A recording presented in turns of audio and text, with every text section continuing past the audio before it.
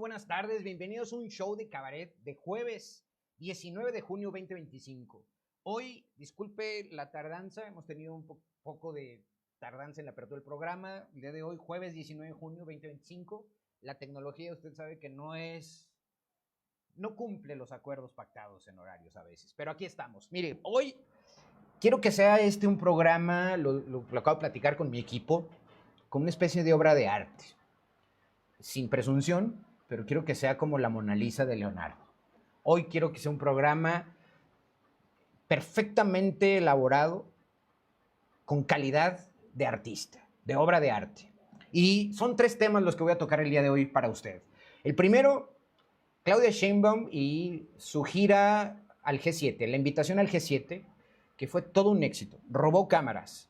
Y a pesar de que la oposición, la comentocracia opositora, apelaba a que Trump la desairó y que le iba a dejar plantada, Sheinbaum cumplió con una misión de jefa de Estado, con el título de presidenta con A y mayúscula. Robó cámaras. Vamos a hablar al respecto de ello.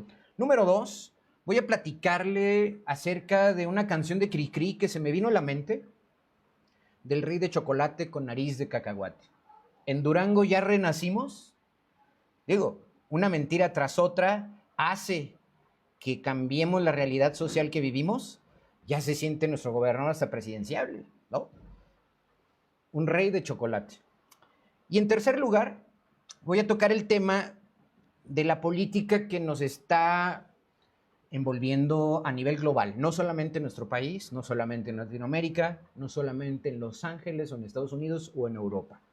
Estamos hablando de un abordaje a través de la ciencia política y trataré de explicar por qué la escuela de Turín le ganó a la tecnocracia.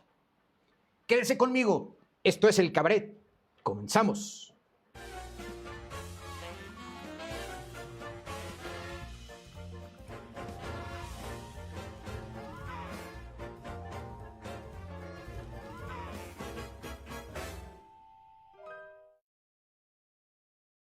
Queridos amigos, y con mucho gusto de entablar esta charla cotidiana de los jueves, gracias a quienes ya comienzan a estar conectados, y insisto, discúlpenme ahí que me retrasé unos minutos, la tecnología ya lo dije, pero mire, quiero abordar el primer tema que me siento con mucho orgullo, porque ver a nuestra presidenta, Claudia Sheinbaum, y no lo digo por ser condescendiente, ni mucho menos por envolverme en la bandera patriotera, pero da gusto cómo robó cámaras, cómo fue bien recibida, cómo la acogieron los grandes mandatarios del mundo.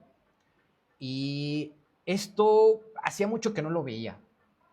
Estábamos acostumbrados a eventos llenos de parafernalia, en donde Fidel Castro se burlaba de Ernesto Zedillo, ¿no? En donde Jorge G. Castañeda corría a Fidel Castro en tiempos de Fox.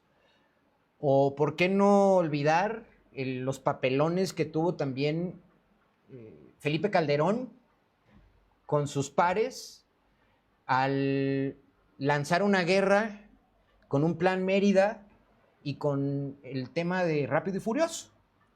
Y cierro este breve comentario introductorio porque le voy a pasar una imagen que ha quedado para la historia. Nuestros presidentes en realidad iban a hacer el ridículo. Y le dejo un pequeño clip para que usted lo analice. Nuestro querido Peña Nieto, el tontín de Peña Nieto, aunque se ardan los priistas, pero ese era el perfil de los mandatarios que teníamos o líderes del PRI, incluido el actual gobernador. O sea, tontines que se sienten los próceres y que iban a hacer el ridículo a nivel internacional. Pasemos, y le pido a mi equipo que pase un clip para que usted vea cómo se burlaban de Peña Nieto.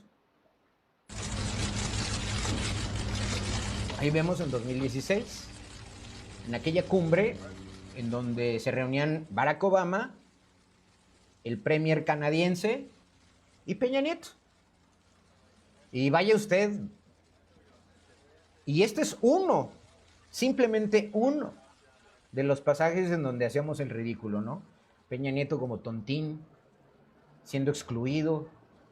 Yo creo que la oposición ha de estar muy ardida porque le fue muy bien a Claudia Sheinbaum y porque, como lo dije al principio, esperaban que Claudia Sheinbaum, digo, ellos creían que fue una grosería la que le hizo Donald Trump y ellos la aplaudieron y realmente fue todo lo contrario. Vean lo que pasó con Peña Nieto. Y recuerdo algo también vergonzoso en 2017 cuando se le ocurrió hablar sobre populismo, que cualquier tonto habla de populismo. Y me parece que Barack Obama para la reunión en Canadá precisamente para decir que él era un populista y que no compartía los términos en los que Peña Nieto se estaba refiriendo al populismo.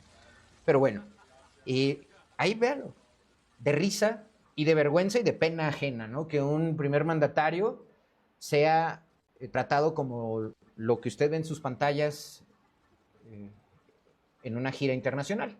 Bueno, le pediría a mi equipo que quite esa imagen, que era vergonzosa, lamentable, como también en la calle, en Estados Unidos, a Fox lo interpelaba la gente, a Calderón, los gritos de desaprobación de la propia gente de nuestro país en los Estados Unidos o Canadá. Bueno, le pediría a mi equipo la primera imagen, que yo me quedo con esa imagen como la síntesis de la cumbre del G7 a la que nuestra presidenta, con A mayúscula, negrita, subrayada y entre comillas, con A, presidenta, fue recibida en la cumbre del G7. Si la puede poner expandida, con esa imagen me quedo yo, porque vea usted cómo fue tratada, le dieron su lugar, y esta imagen habla por... Es una imagen que dice más que 1000 palabras, ¿no? Acaparando las miradas y obviamente el centro de atención por ser la primera mujer del premier canadiense, de Macron, de Zelensky, de Giorgia Meloni, de Lula da Silva. La siguiente gráfica, por favor.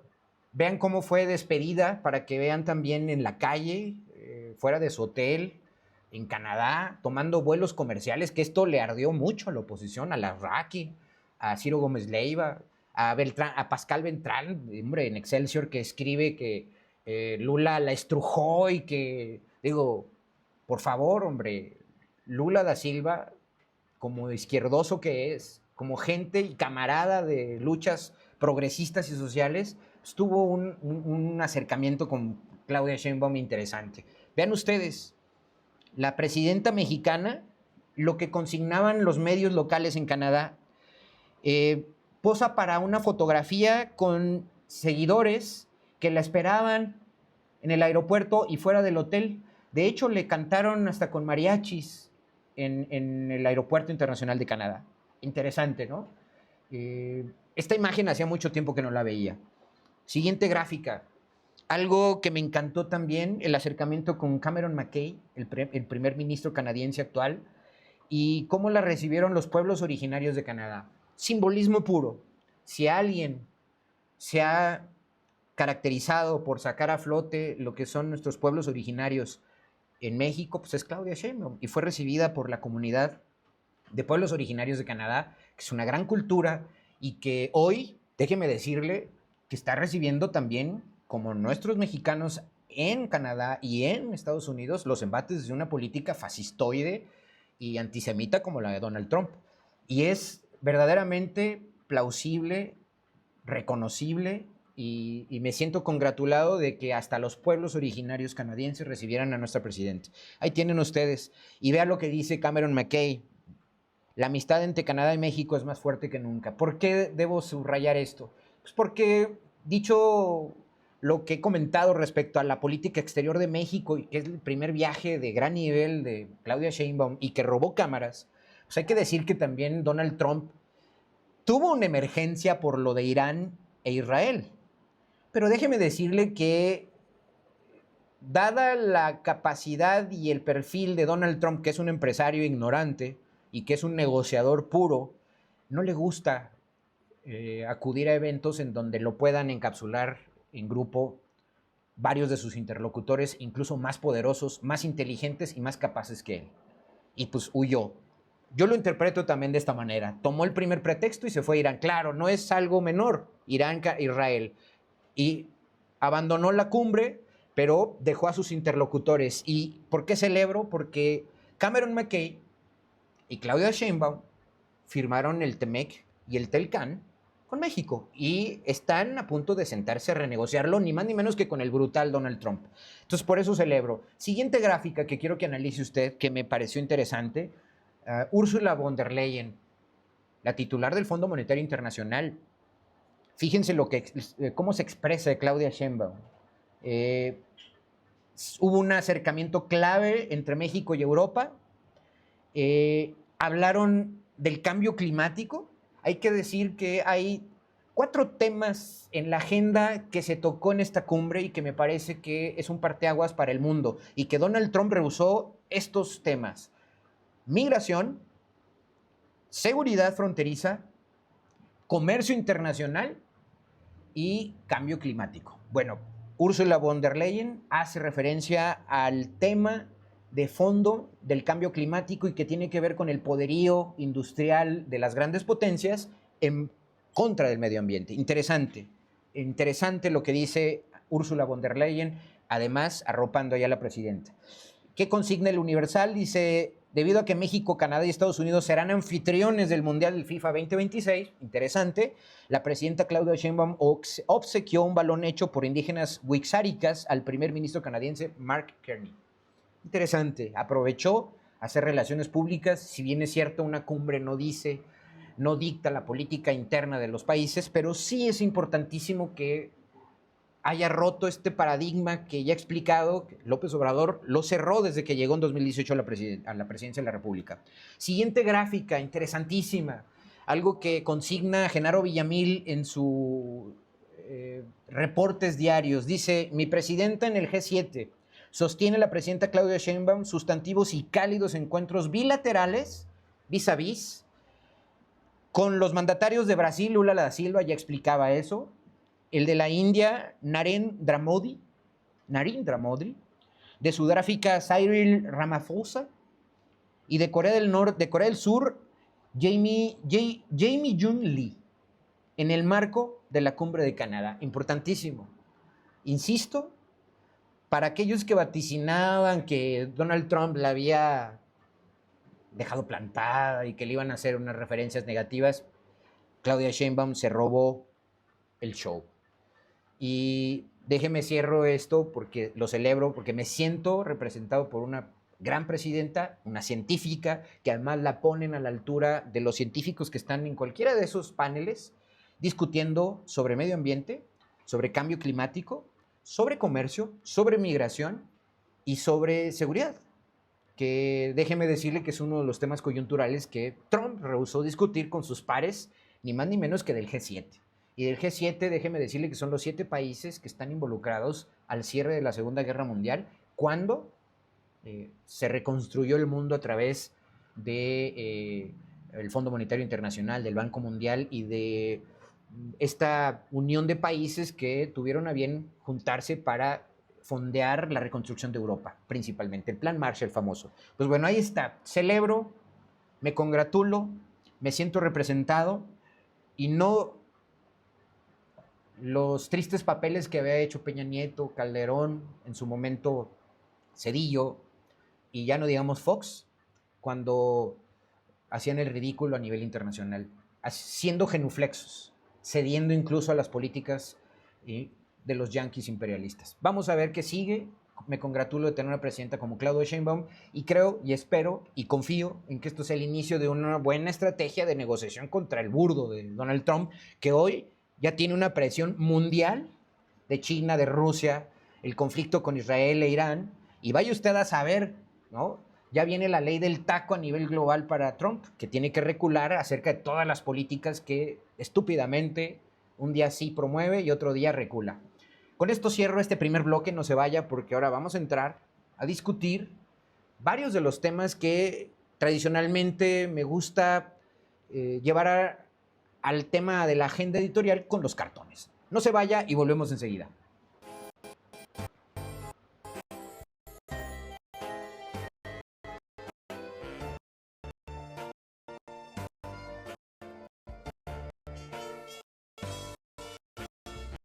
Gracias a la gente de TikTok que me acompaña. La verdad me congratulo y quiero aprovechar para saludar a Marielena Plantillas. Gracias, Marielena. No se me olvida la charla que tuvimos y el pendiente que tenemos para tratar los asuntos que me comentaste. A María del Carmen Reyes, gracias por estar en vivo aquí en Facebook y tener la paciencia de estar conectado. Dice María del Carmen Reyes, a quien le mando un saludo desde aquí, dice, buenas tardes, Leo, de acuerdo, nuestra presidenta nos llenó de orgullo, realmente, y me siento representado por una presidenta de esta estatura, ¿no? Espero que con esto a los prianistas les quede muy claro que de nada les vale tratarle de meterle zancadillas, porque a México, para que a México le vaya mal y para así culparla, tenemos mucha presidenta, pésele a quien le pese, sí, presidenta con A mayúscula, subrayado en negritas y entrecomillado, diría yo. Y la verdad que bueno, hay que celebrarlo, porque pasaba en Facebook, a mis amigos de TikTok, les recapitulo, pasaba un clip en donde un día sí y otro también hacíamos el ridículo con Peña Nieto, ¿no? Y qué me digan de las bajezas que hizo Fox con Jorge G. Castañeda, al vienes, comes y te vas, de Fidel Castro, o cuando Fidel Castro en el 98 se burló de Felipe Calderón diciendo en el discurso en Cuba, en una visita que sucedió en Cuba, que los mexicanos conocíamos más a Mickey Mouse que la historia de México, ¿no? Bueno, nuestros presidentes un día sí y otro también hacían el ridículo. Y hoy me congratulo de que nuestra presidenta haya sacado el pecho por el país y que haya representado dignamente a nuestro país. Pero mire, vamos a los cartones del día de hoy. Le pedí a mi equipo que ponga en pantalla los cartones del día y quiero comenzar con el debate que se dio y que se sigue dando acerca de la Corte. En el INE siguen los mandaderos de Lorenzo Córdoba queriendo cancelar la reforma judicial y que aduciendo que son 13 millones de votos y que es apenas el 12, menos del 13% de la votación, que debe de cancelarse la elección y que los acordeones y que toda la parafernalia que usted ya sabe. En el tercer bloque voy a explicar por qué hoy tenemos que ver con ojos de cientistas políticos por qué la escuela de Turín y por qué la política le ha ganado a la tecnocracia. Y el cartón que está usted viendo es de Monero Rapé en Milenio, y tiene que ver con aquella burla que hizo Lorenzo Córdoba en 2015 cuando dijo que el gran jefe Chichimeca, al referirse a un indígena que iba al INE, estaba hablando. Y dice, gran jefe Chichimeca a la Corte, 2015. Espero que se acuerden los de la oposición. Dice Lorenzo Córdoba, nada más le faltó decir yo, gran jefe toro sentado, líder Chichimeca. No mames, no, de pánico, cabrón. Le estaba diciendo ni más ni menos que a Edmundo Jacobo su experiencia con un líder de una comunidad indígena. Tristemente será Lorenzo Córdoba siendo presidente del INE. Y en el 2025, ¿qué dice hoy Lorenzo Córdoba? 13 años o más, presidente del INE. Dice, no mames, no, de pánico, cabrón. No mames. Hugo Aguilar Ortiz es el primer ministro indígena en la historia. De ese nivel es la comentocracia y la gente que en el INE, como Edmundo Jacobo, como Ciro Murayama, incluso se pagaban libros hablando de populismo, ¿no? Se daban el lujo de pagarse con recursos públicos libros, tratados, para denostar el populismo. Bueno, qué bueno que ya no están en el INE, y qué bueno que hoy hubo una elección en la Corte, y qué bueno que Tadei, Guadalupe Tadei, a quien hay que reconocerle todo ese inmenso trabajo, a pesar del nivel de votación, y hay que explicarlo que en Estados Unidos la Corte, en las entidades o en los estados que conforman la Unión, que eligen a sus jueces por voto popular, las votaciones han llegado a ser del 12% del padrón. No más. ¿Por qué? Porque el Poder Judicial no es algo que se acerque a las masas populares, pero para hacer el primer ejercicio en México ha sido digno. Segundo cartón, ya que dejamos al racista, fascistoide de Lorenzo Córdoba a un lado, vergüenza le debe dar por su padre Arnaldo Córdoba. El segundo cartón tiene que ver con Carlos Latuf, argentino. Perdón, Carlos Latuf es brasileiro. El cartón que titula hoy dice, los Estados Unidos de Israel, Irán bajo ataque. Ahí está el yanqui mayor, que ahora sí te necesita, ¿no? Cuando es la guerra sí necesita a los latinos y a los marines para mandarlos a la guerra, como en la Segunda Guerra Mundial, o en la Guerra de Vietnam, o en la Guerra de Corea, o en la Guerra de Afganistán, o en Irak. Sí, a ti te necesito. Ahí está el gran yanqui, detrás de Netanyahu, otro fascistoide, y le dice Netanyahu al yanqui, estoy listo para terminar, ¿estás listo para terminar lo que ya inicié? ¿Sí? El ataque a Palestina, y hoy, con la ayuda de Estados Unidos, estamos a un clic de que se apriete un botón para que se desencadene una guerra nuclear. A ver si Trump se atreve, y a ver si Estados Unidos toma conciencia de la estupidez mundial que está cometiendo Donald Trump y al estar apoyando a un genocida como Netanyahu. Cartón número 3. No se nos debe de olvidar también, coyuntural. Este es un cartón del Mayo Monero que se titula Desamparada. Ni más ni menos que María Amparo Casar, hoy fuera del Canal 11, fuera de aquel programa que todos los lunes, junto a Crespo y Leonardo Curcio, el único rescatable ahí era Lorenzo Meyer. Paoli Bolio, el panista que vendió y se vendió cuando él formaba parte de la mesa directiva del PAN en el 98, cuando se aprobó el FOBAPROA. Mario Amparo Casar, Leonardo Curcio y ni más ni menos que Paoli Bolio en la mesa de los lunes de Canal 11. ¿Qué decía Mario Amparo Casar? Hoy, bocabajeada con Claudio X González en Mexicanos contra la Corrupción, torcí un peritaje para cobrar una pensión millonaria de Pemex. Hoy está desamparada, dice. Somos mexicanos en contra de que exhiban nuestra corrupción e impunidad. Ahí tienen a varios de los comentócratas intelectualoides que eran dueños de la narrativa en el país, que cubrió y que nos vendió una transición que según ellos llegó con Fox. Y nos vendieron que la transición mexicana, y que la transición mexicana en el 2006 y la transición mexicana en el 2012. Y para ellos, hoy que tenemos un gobierno que a partir del 18 se eligió por los votos y con las urnas y se refrendó en el 2024, es una regresión democrática. Paradójico, ¿no cree usted?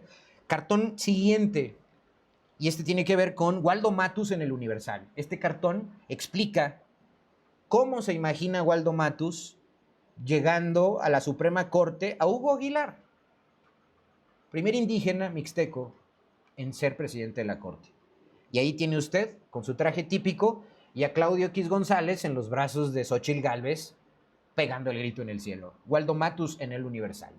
Gran cartón y gran crítica editorial a través de sus trazos. Quiero cerrar este espacio, este bloque, primero con un cartón en lo local que a los duranguenses y a la gente que vivimos en Durango nos debe interesar. Cano Ma, que desde aquí le mando un gran saludo, un gran cariño, porque es uno de los que ya está tambor batiente, levantando la mano, siendo crítico. Y primer cartón, Banquete. Ahí tiene usted de fondo el CCB, la guarida de nuestro rey de chocolate con nariz de cacahuate, el mentiroso número 1, Esteban Villegas Villarreal, que hoy es un héroe nacional, según, ¿cómo se llama esta periodista? Adela Micha. Es el héroe que venció a Andy López Beltrán. Y dice Banquete, sírvanse, ¿no? Desde el CCB, desde el Bicentenario, la cauda de depredadores del presupuesto del gobierno del Estado, que hoy estamos casi a 3 años de que nos gobierna y no pasa nada en Durango. No ha renacido, no ha llegado lo mejor para Durango. Puros cuentos chinos. Y el siguiente cartón, también de Canomá, que habla del malestar ciudadano con las mentiras de Esteban Villegas, precisamente. Hoy que fue a hablar con Adela Micha de lo que significa ser un héroe por vencer a Andy López y a Morena en Durango, lo cual es parte del PRI de Esteban. Malestar ciudadano, dice, a mí me funciona, dice Esteban Villegas, mentirador forte, ¿no? Trastornos del engaño, mentirador forte. Ahí tiene usted una pastilla con la cual Esteban Villegas se congracia de haber ganado el poder y que hoy lo ponen como un héroe los priistas. Y los panistas también, ¿no? El títere de Toño Ochoa, su comparsa, ¿no? Siguiente lámina, que este no es un cartón, pero es una realidad y lo tomo, se lo robo y le doy el crédito correspondiente a contexto. Sí es contexto hoy, Master, sí, contexto hoy. Lo pongo en la pantalla porque habla del... y de eso voy a hablar en el siguiente bloque, sobre la comentocracia local y el control de la narrativa a través de los presupuestos públicos de comunicación social, que también da pena en el gobierno del Estado de Durango. Trabajadores, respecto a la ley Silla. Fíjense lo que dice el obtuso de Mauricio Holguín, el presidente del Consejo de Empresarios de aquí de Durango, que ha sido de Canaco y que, así como otros empresarios, está totalmente genuflexo a Esteban Villegas y todos los empresarios en general de las cúpulas locales genuflexos al gobierno en turno, que solo sirven para cortar listones cuando entrega el gobernador despensas. Dice, fíjense lo que dice respecto a la ley Silla. Trabajadores batallarán con la ley Silla, ya que están acostumbrados a trabajar de pie. Esto lo dijo el genuflexo de Mauricio Holguín. Tome nota, ¿eh? Porque esos son los empresarios de nivel que tenemos en Durango, ¿eh? Los que andan allí aplaudiendo un día sí y otro también, como focas, igual que los comentócratas locales, a los gobiernos en turno. Y cierro este bloque porque quiero, no se crea, voy a cerrar con una obra de arte, con una crítica interesante, pero quiero cerrar con el nado sincronizado de la semana, que tiene que ver justamente con la crítica que estoy haciendo respecto al comportamiento de nuestras autoridades locales, que creen que no nos damos cuenta del saqueo institucional el cual está siendo objeto de nuestro presupuesto, cómo hay 10.600 millones de deuda, cómo el presupuesto público de 47,000 millones al año que tiene Durango no sirve más que para invertir 6% en obra pública, y cómo nuestros ingenieros, nuestros constructores están mendigando alguna obrita que les caiga, y que cuando la única contribución o la mayor contribución que puede hacer un Estado con su presupuesto para la generación de empleo y crecimiento económico, pues es la infraestructura, la obra pública, cómo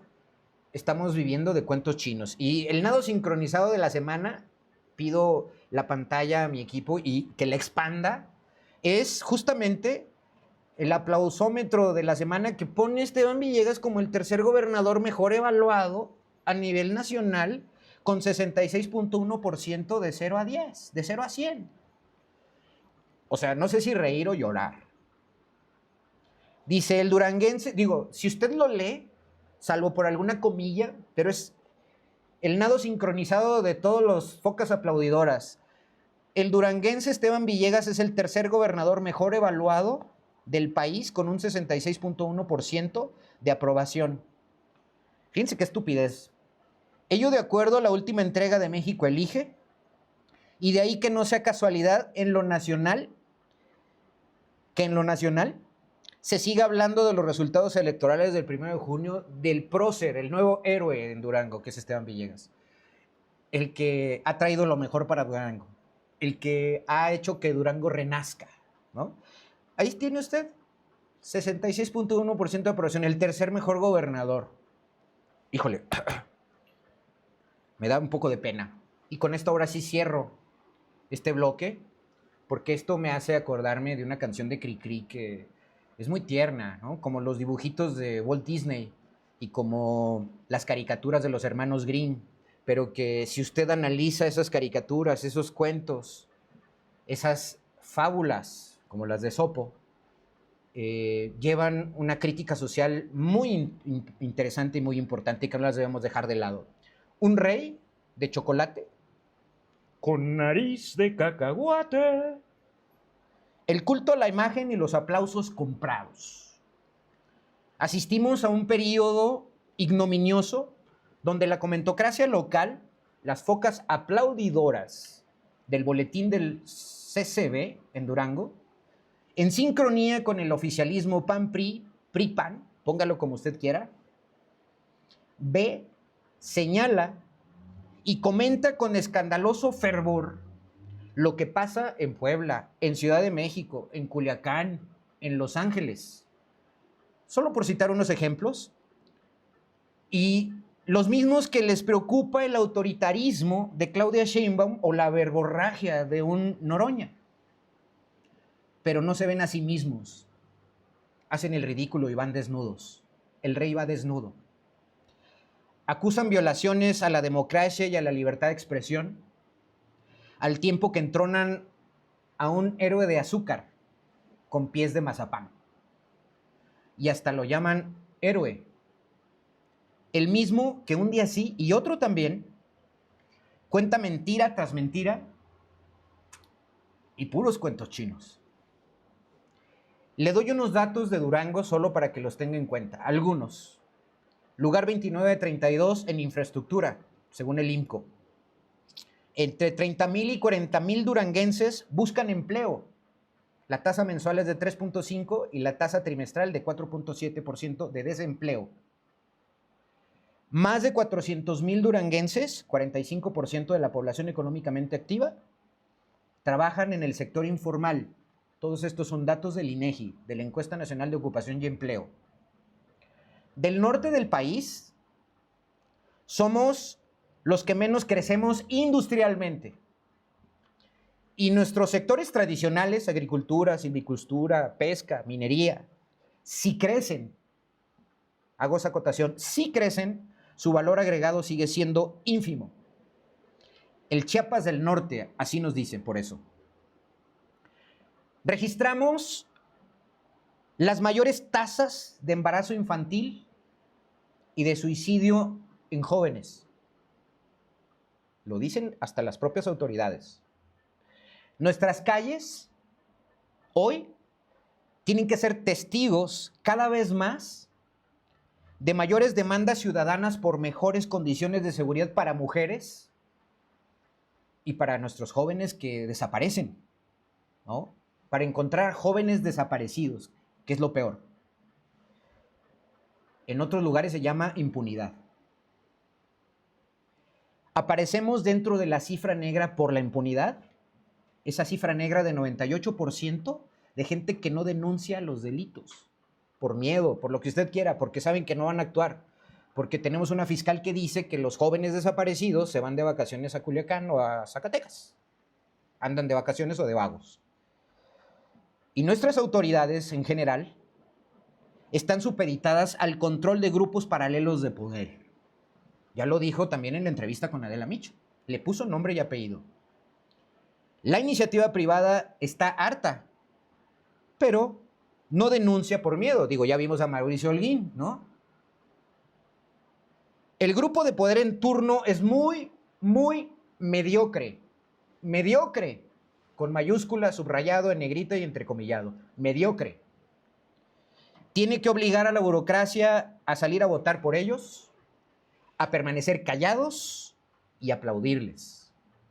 Según ellos, por el mejor, el magnífico trabajo que realizan para nosotros los duranguenses. Clap, clap, clap.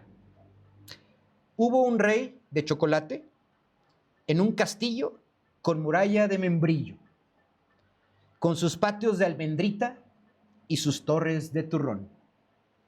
Un rey de chocolate con nariz de cacahuate y pies de mazapán. Vamos a un corte y volvemos, no se vaya.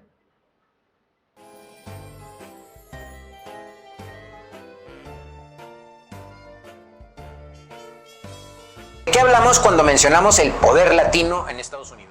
¿Cuánto pesan los latinos en la economía norteamericana? Si los latinos que viven en ese país constituyeran un país aparte, serían la quinta economía más grande del mundo. La contribución de nuestros paisanos a la economía más grande del mundo superó la marca de los 4 billones de dólares en 2024. ¿Lo escuchó usted bien? El PIB de esa comunidad es más grande que el Producto Interno Bruto de India, Francia o Gran Bretaña y es casi 3 veces mayor que toda la economía mexicana. Para aquellos que piensen que China e India son los únicos ejemplos de crecimiento económico a observar, vean lo que ha pasado con la economía latina en Estados Unidos. El PIB que generaron los latinos era de 1.6 billones de dólares en 2010. La cifra llegó a 2.8 billones en 2019 y ahora está en 4.1 billones. Se triplicó. El poder de la comunidad latina se compone por alrededor de 67 millones de personas, de los cuales 61% son de origen mexicano. Los latinos aportan 14% 30% del PIB total de Estados Unidos, pero son responsables de 30.6% del crecimiento total del PIB entre 2010 y 2023. ¿Qué pasará con los latinos en Estados Unidos? En estos días, los reflectores y el micrófono apuntan a las protestas y a la reacción del gobierno de Trump,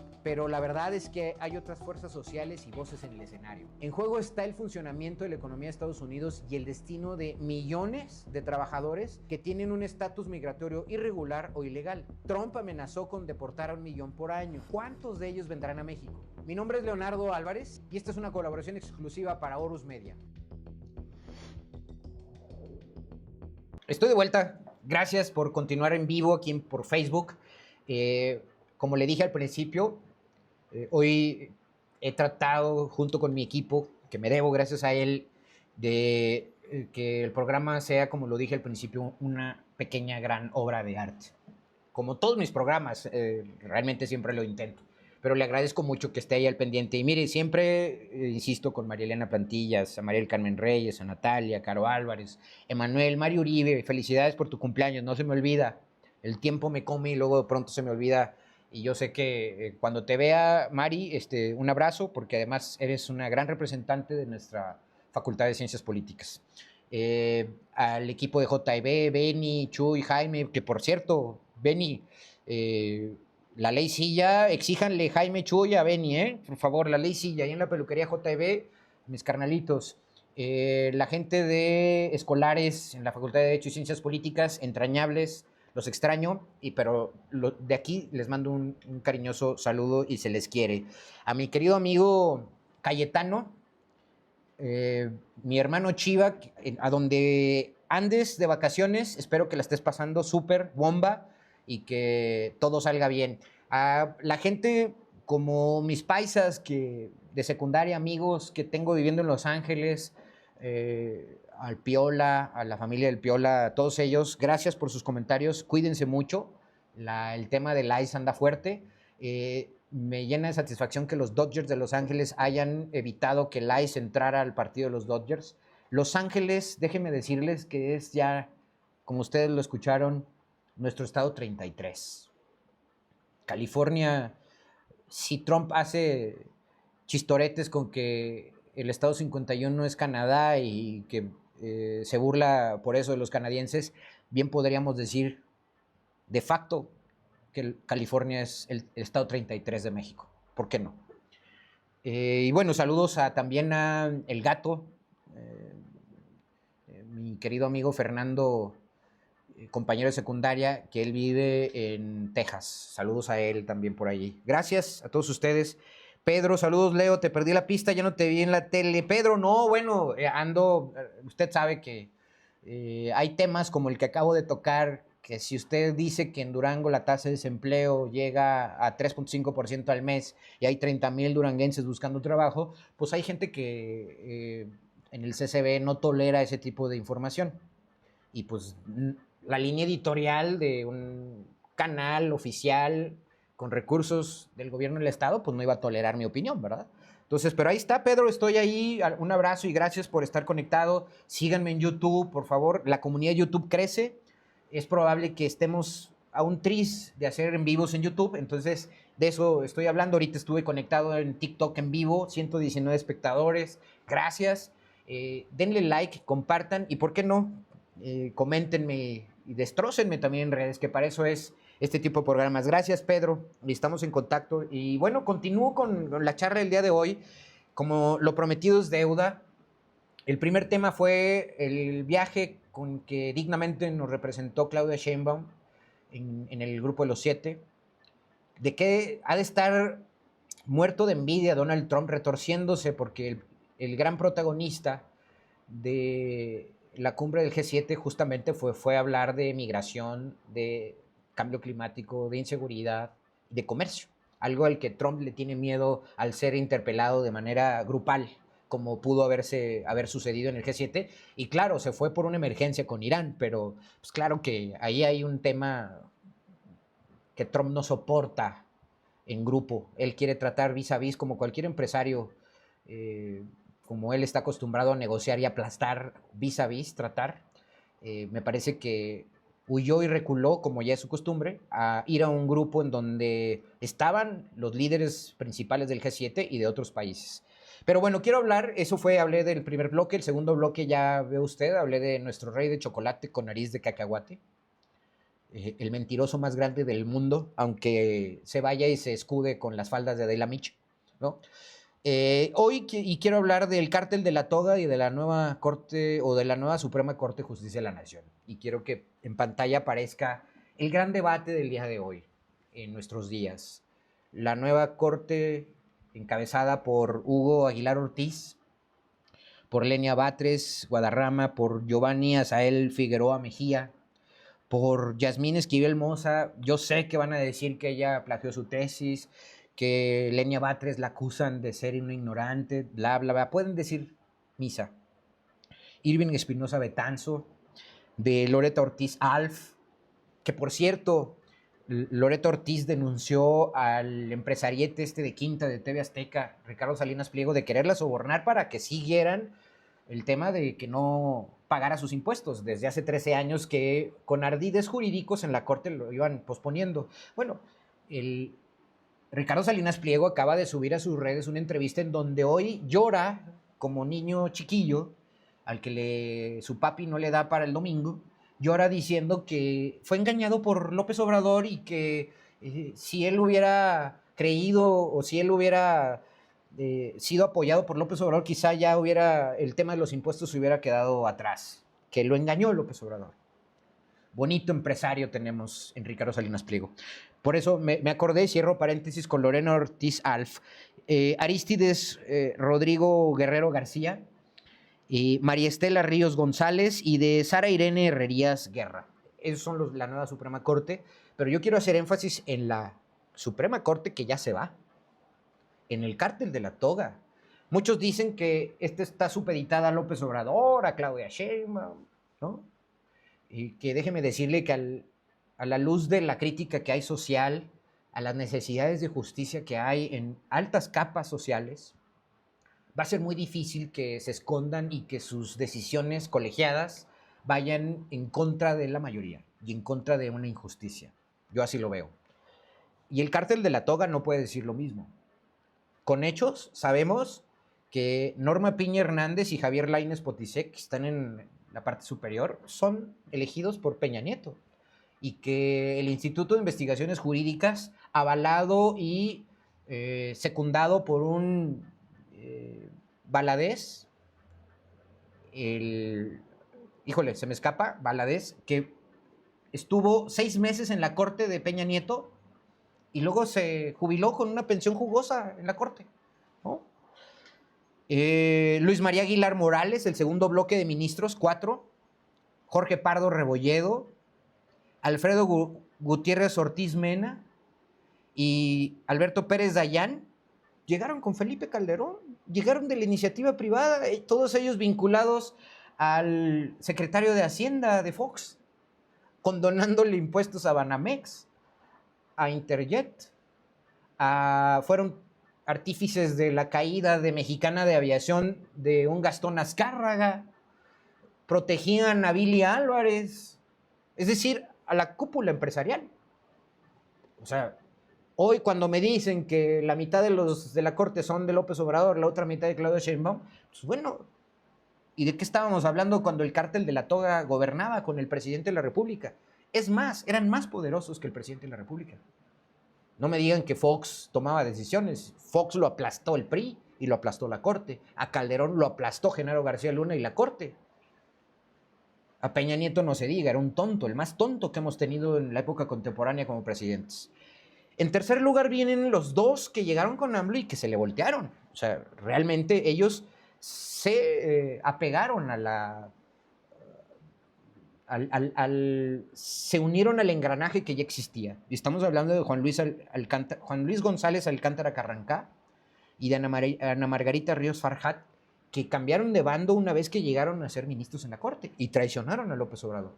Quien diga que la Corte ha sido autónoma y que vivíamos en una democracia, es falso. Completamente falso. Paso de esa lámina que usted veía al análisis con el que quiero tratar de explicarle a usted de una manera académica, atrás de la ciencia política, por qué estamos viviendo una época convulsa. Y voy a referirme a la ley de Duverger.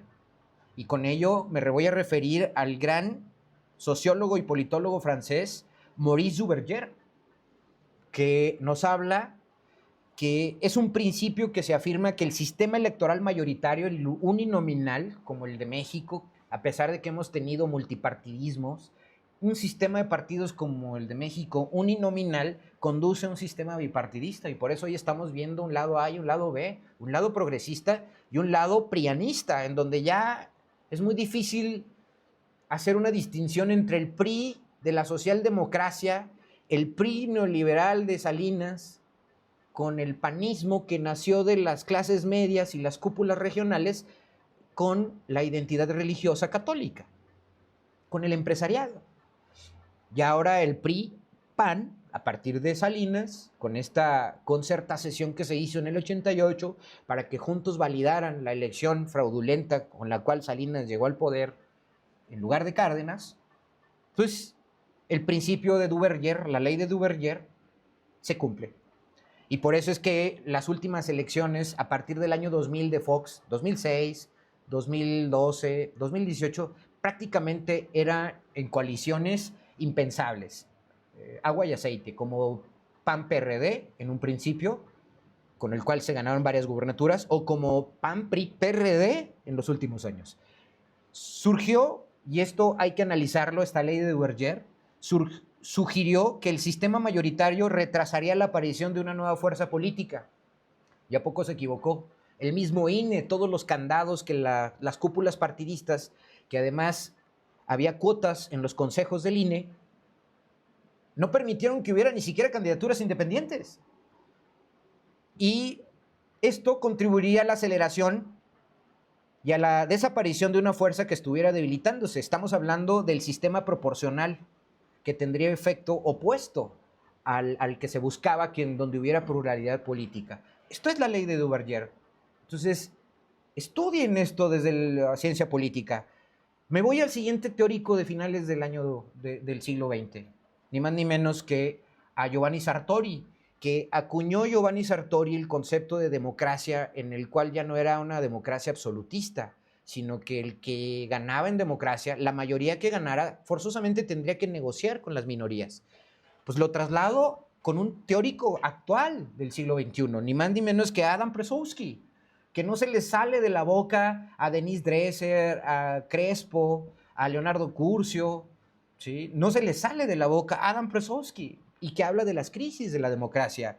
Y él ha acuñado el concepto más actual y contemporáneo de la democracia, siguiendo la tesis de Sartori y siguiendo la tesis de Duverger desde la ciencia política. Y estoy hablando que el concepto de democracia mínima o electoralista hoy, actualmente, es un arreglo político en el que el pueblo selecciona a sus gobernantes a través de las elecciones, hasta ahí estamos bien, pero tiene una posibilidad razonable de remover a quienes se encuentran en el ejercicio del cargo si ya no le gustan o si fallan. ¿Y eso a qué nos lleva? A los modelos de democracia participativa, en donde aparecen mecanismos como el plebiscito, como la revocación de mandato, como la consulta ciudadana, como la iniciativa ciudadana, como el cabildo abierto o como el parlamento abierto, cosa que nos han vendido los transitólogos panistas, como Lorenzo Córdoba, como Ciro Murayama, como Amparo Casar, nos lo han vendido los últimos 30 años como diciendo que nuestro país ya vivía en democracia y tenía estos mecanismos. ¿Cuándo se aprobó un plebiscito? La revocación de mandato se le echaron para abajo a López Obrador. La consulta ciudadana se usa hoy para maquillar el uso del presupuesto público. Usted ve el presupuesto participativo de Toño Ochoa, ¿no? Con el cual justifican un estadio de béisbol. Un estadio de béisbol, cuando en Durango hace falta agua potable, hacen falta que se rieguen parques y jardines, hace falta que se respete el uso de suelo, hacen falta que se ponga orden para fraccionamientos que se construyen sin los mínimos requerimientos municipales. de acceso a agua potable, pavimento, luz, ¿no? Y no le estoy hablando de mentiras, ¿eh? Salga usted. Acuérdese que los cabildos son los principales encargados de que se respete el desarrollo urbano y el uso de suelo. En áreas residenciales ya hasta se venden gorditas y fritangas, ¿no? Vaya usted a la plaza de Durango hoy para que usted se dé cuenta de la cauda de permisos que otorga el ayuntamiento y el cabildo. Y entonces, ¿de cuál consulta ciudadana o presupuesto participativo estamos hablando? Este es el concepto más actual de la democracia, ni más ni menos que acuñado por un tipo como Adam Przewski, que no se le sale de la boca a la oposición, pero que ellos mismos no lo han permitido, ¿no? Imagínense que ahorita haga una revocación de mandato Esteban Villegas. 66% de aprobación, patrañas. Y con esto llego y voy a explicarle en 3 tiempos por qué la política, la escuela de Turín, se impuso al neoliberalismo y a la tecnocracia. Y pediría la pantalla, y si se puede expandida mejor, a mi equipo. En el mundo hoy, en los últimos 20, 15 años, a partir de que Thomas Piketty también hace una reinterpretación del Capital de Carlos Marx, en el mundo ganó la escuela de Turín y la política se impuso a la tecnocracia. El problema es que la clase política dista mucho de ser de calidad. Ahí tiene usted a Donald Trump, que en su vida ha tenido un cargo público, ha sido un empresario rapaz y lo único que sabe es aplastar a sus contrincantes. Y vea lo que está haciendo con el país. Lo paradójico del asunto es que tipos como Donald Trump, como Javier Milei, como Giorgia Meloni, como un Bolsonaro, hayan llegado al poder y hayan destrozado las instituciones públicas. En México, el último bastión de la oposición era la Suprema Corte de Justicia de la Nación. Realmente eran el poder sobre el trono. El último resquicio de contención para lo que ellos dicen la deriva autoritaria, apelando hoy o en el último año a una crisis constitucional porque había una sobrerepresentación de Morena en el legislativo. Y acuérdese que trataron de frenar, como hoy lo siguen haciendo a través del INE, la reforma judicial.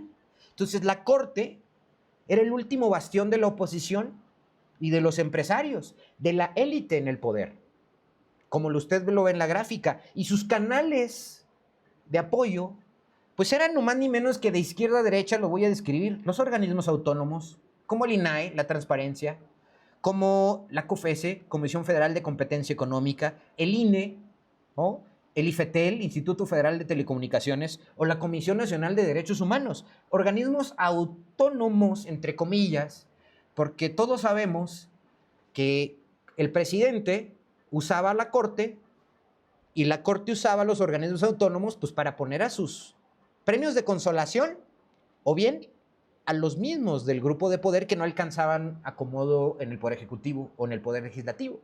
Y entonces se inventaron los organismos autónomos. Dígame si usted, sí, la COFESE reguló a los monopolios. Cobijaron a Slim durante 30 años para que fuera el monopolista de Telcel y de Telmex. O Aeroméxico, a costa de tirar a Mexicana del aire. ¿O qué me dice de los duopolios como Coca-Cola o Pepsi? ¿O de los duopolios televisivos como Televisa y TV Azteca? No me diga que la COFESE y el IFETEL los regulaban para imponerles barreras de abusos comerciales. Pues claro que no. Hasta Televisa y TV Azteca fabricaron un presidente como Peña Nieto, ¿no? Hasta novia le pusieron. Los intelectuales orgánicos, este grupo que además, entre los organismos autónomos y los medios de comunicación, porque hay que decir que muchos de los organismos autónomos dependían de los, oscilaban entre los organismos autónomos y entre los medios de comunicación, que en realidad, si usted se fija en los medios de comunicación tradicionales como Excelsior, Universal, Foro TV, Televisa, TV Azteca, todos, la narrativa siempre fue, en estos últimos momentos, en estos últimos tiempos, de hacerle un vacío total a la información y era sesgada a favor de la Suprema Corte de Norma Piña, a favor de los intereses de TV Azteca, a favor de las farmacéuticas, a favor de los empresarios de Monsanto o del glifosato, a favor de la REA teniendo las concesiones de ferrocarril.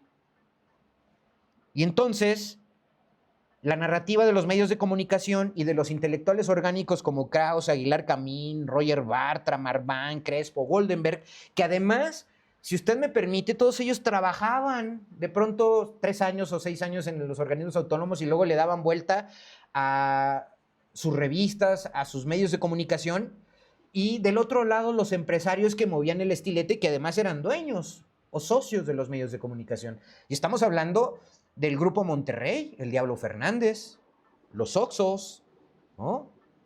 Grupo Modelo, Grupo FEMSA, que además tenían inversiones en la electricidad de CFE, a la cual la esquilmaban y ahí sí no ponían peros para permitir barreras de entrada a la inversión privada. Ah, pero CFE y Pemex no pueden ser monopolios. Ah, pero ellos sí querían parte de esos monopolios. Grupo Monterrey, Grupo México, el Centro Mexicano de Negocios, la Coparmex, el Consejo Coordinador Empresarial, la Canaco, la Concamín, la Canacintra, es decir, la élite del poder con su último bastión que era la Suprema Corte.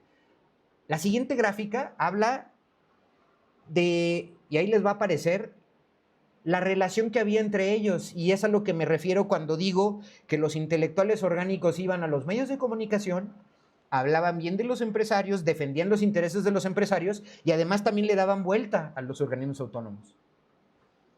Eso era más o menos como que esa pequeña gran mafia que inventó una narrativa de democracia en México, de transición política en México, pero que a costa de colgarse de la ubre del presupuesto público federal. Vámonos a la siguiente gráfica, el tercer tiempo. Alguien que falta ahí, importantísimo, que es ni más ni menos que el Departamento de Estado de Estados Unidos, todos los organismos de apoyo multilateral, la USDA, los que apoyaban a mexicanos contra la corrupción, etcétera, el Departamento de Estado que se dividía en dos.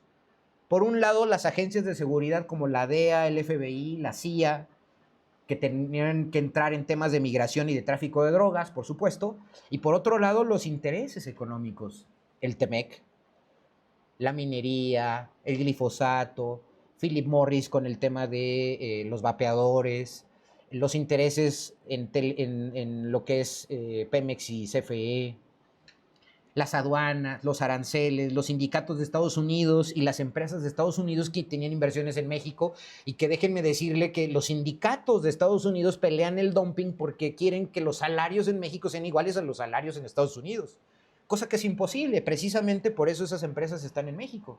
El principal motivo es los costos bajos de infraestructura, de incentivos y de salarios. Seamos realistas, por favor.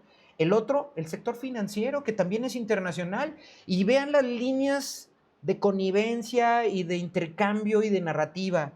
Sector financiero, bancos extranjeros que, dicho sea de paso, después de la crisis del 94-95, todos, a excepción de Banamex, que tiene el 51%, de Banorte, perdón, que tiene el 51% de capital mexicano, todos los demás, excepto Banorte, pero todos los demás bancos que quebraron y que además fueron rescatados por el Fobaproa en algo ignominioso, el sector financiero es extranjero. Y sus calificadoras, no me diga que Moody's, que BlackRock van a tomar decisiones para que los intereses de sus representados pierdan dinero en México o que estén viendo por México. Pues claro que no. Y estamos hablando de BBVA Bancomer, que es español, de Santander, que es un banco español, HSBC, que es un banco de inglés y de Hong Kong, el Citigroup, que ya se escindió de Banamex, pero pues, es un banco norteamericano, Moody's, BlackRock y otras agencias calificadoras que obviamente amenazan siempre a México que si toma decisiones contrarias a la expansión económica y a la desregulación, pues ellos pueden cobrar comisiones, pueden estar a favor de sus propios intereses y que no se les moleste. Y todo esto, élite de poder, es la que está detrás de la Suprema Corte de Justicia. O bueno, el último bastión era la Suprema Corte de Justicia de la Nación. Casi para terminar, la siguiente gráfica. ¿Qué es lo que les duele? ¿Y cuáles son las condiciones de cambio que perdió la oposición cuando llegó López Obrador a la presidencia de la República? El caso inicial usted lo ve en su pantalla. La joya de la corona es el presupuesto federal. 9 billones de pesos al año actualmente. El presupuesto federal, la joya de la corona, y el diseño piramidal en donde es una base hacia abajo triangular, en donde había dependencias de gobierno, intermediarios, muchas de las veces empresariales o políticos, empresarios y organismos intermedios y sociedad civil disfrazados de organismos autónomos. Se colgaban de ese gran presupuesto, la joya de la corona, y luego venía otra joyita de la corona, una joya virreinal, que yo le llamo así, que es el presupuesto de los estados. Y lo mismo en los estados, había dependencias de gobierno, intermediarios, en grupos de poder en lo local y organismos intermedios y sociedad civil en las entidades que chupan el presupuesto del estado. Y luego viene el presupuesto de los municipios, que es el último eslabón del dinero público, la joyita, en donde también hay dependencias de gobierno municipal, intermediarios, empresarios y organismos intermedios y de sociedad civil disfrazados de autónomos. Y este diseño era defendido ni más ni menos que a través de la participación de los empresarios en la Suprema Corte de Justicia, que eran los que dominaban la narrativa, las políticas y que tenían dominado al poder presidencial, cooptado la presidencia de la República. El mecanismo de transmisión pues, era piramidal inversa, de arriba hacia abajo. ¿Y qué le quería a los ciudadanos? Una miseria. Le llegaba al ciudadano una miseria. Por eso Salinas, debo reconocer aquí, fue muy inteligente y para eso pido las condiciones, ¿cómo cambiaron cuando llega López Obrador? Una antes, Daniel, por favor.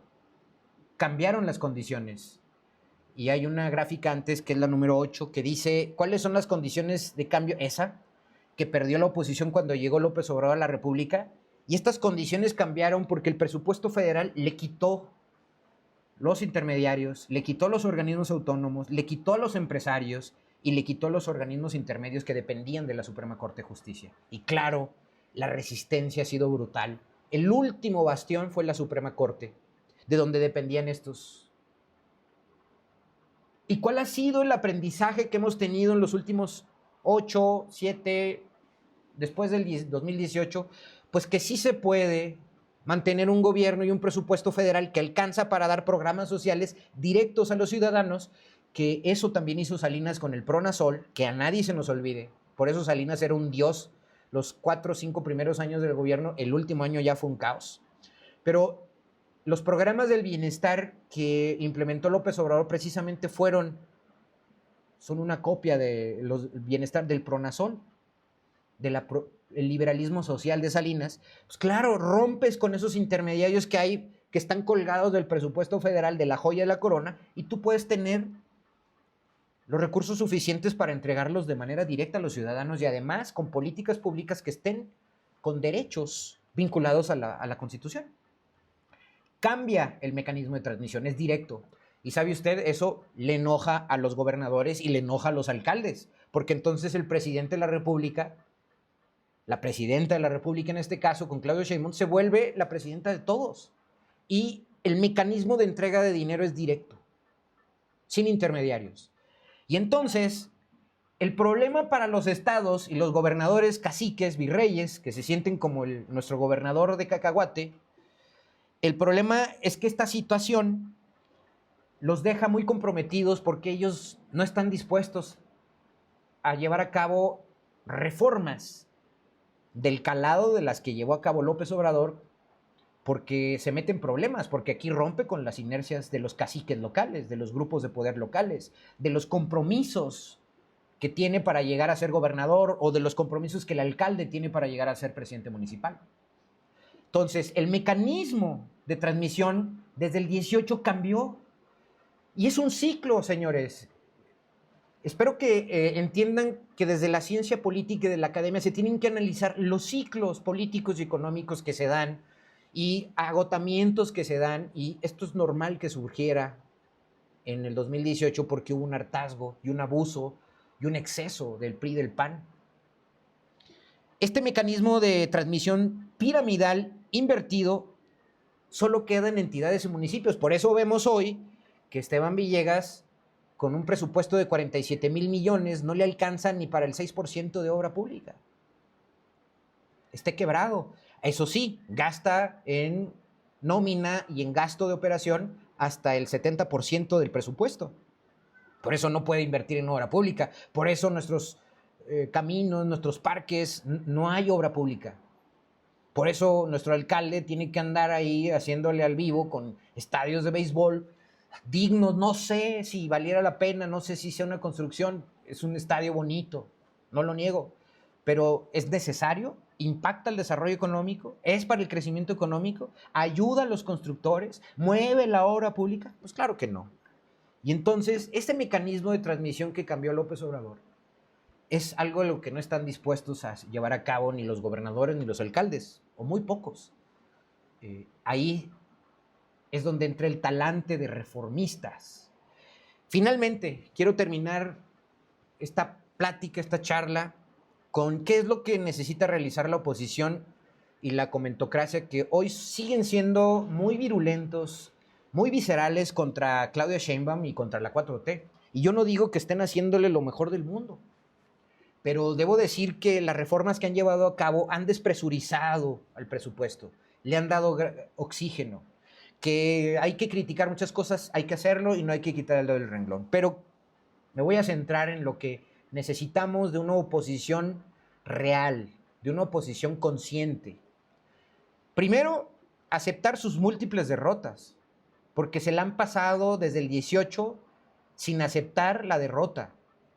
Y lo único que han hecho es dinamitar el proceso político del cambio actual. Y entonces, pues si siguen dinamitando, tratando de boicotear las decisiones, las reformas, si siguen con ese camino, pues hoy con un monstruo que tenemos como Donald Trump atacando con aranceles, atacando con la migración y el tema de inseguridad pública, no vamos a salir adelante como nación, porque tenemos una oposición que se comporta como en el siglo XIX, a los conservadores que lejos de apoyar la instauración o la estabilidad de un gobierno que a través de Juárez llegó, fueron a pedir un emperador a Francia.